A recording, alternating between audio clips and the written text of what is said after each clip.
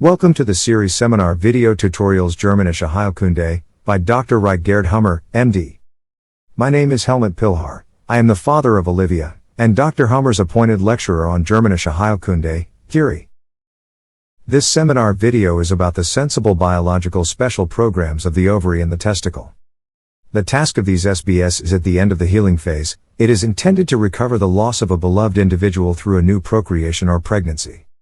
The symptoms of the active phase, the conflict-resolved phase, the crisis, and the residual state at the end of the healing phase are explained. With the example of several case studies, the various associated conflict contents, such as loss through death or departure, and so on, will be made comprehensible. The objective is to be able to correctly interpret symptoms such as testicular cancer, undescended testicles, ovarian cancer, endometriosis, amenorrhea, inability to procreate, and so on. You can learn more about this in the approximately 1.5-hour seminar video.